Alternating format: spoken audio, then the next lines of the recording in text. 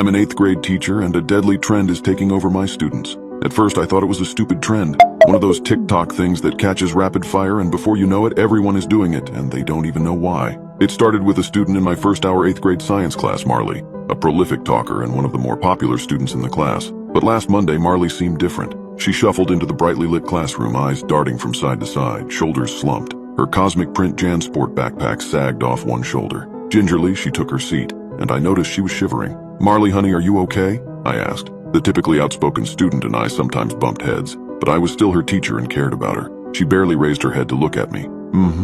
She murmured, pulling a pen out of her backpack. It was then that I noticed her notebook, which was open to a page covered in what looked like tally marks. Marley saw me looking and protectively drew her arm around the notebook, as if I were another student who was trying to cheat. Before I could ask what she was doing, she was already recording more tally marks. There was something feverish and urgent in her writing. However, I decided to let it go and start the day's lesson. Adolescence could be strange and unpredictable, a truth that has endured since the beginning of time. During class, Marley's friends tried to talk to her, whispering and not so discreetly trying to show her stuff on their phones. It was to no avail. Marley kept her head down and continued to scratch tally marks into her notebook. Halfway through the lesson, she abruptly stopped tallying and typed something on her phone, eyes wide and brow furrowed. Shortly after, several of her friends pulled out their phones, no doubt reading the text that Marley had just sent. Jen's chin started to wobble ever so slightly. Maddie looked like she was going to cry. Emilio bit his lip. Jackson raised a fist to his mouth. Then they all turned to another page in their notebooks and started tallying too.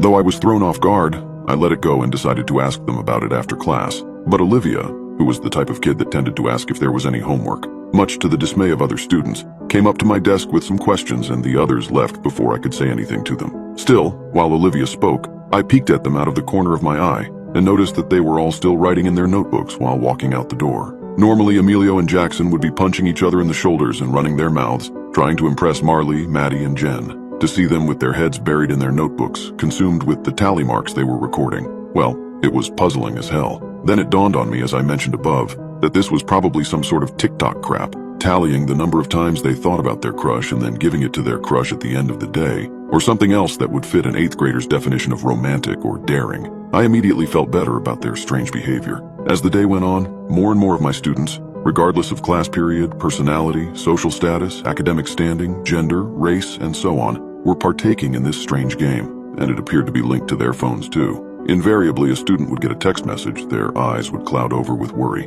or could it be fear? No way, I was reading into it. And they would turn to another page in their notebook and begin making tally marks. I rolled my eyes at myself. Why was I putting so much thought into a teenage trend? I was a 43-year-old married woman with a teenager myself. Still, it tugged at my mind. I figured I would ask my 16-year-old Caroline about it when I got home. "I don't know what you're talking about, Mom," Caroline said when I asked her during dinner if she had heard of this new tallying trend. "You know I don't use TikTok." For her age, Caroline held very strong opinions about the negative aspects of social media. "But none of your friends have texted you about it?" I asked. "I feel like it's going around like crazy." Caroline shrugged. "No idea," she said. "Sounds stupid though, very juvenile." I suppressed a smile. Leave it to Caroline to make me feel better about all this. The next morning, before the first class started, I received an email to my school inbox and almost fell out of my chair. Olivia had been found dead in her bedroom earlier that morning. Authorities were currently investigating her death. The cause of death was not mentioned in the email.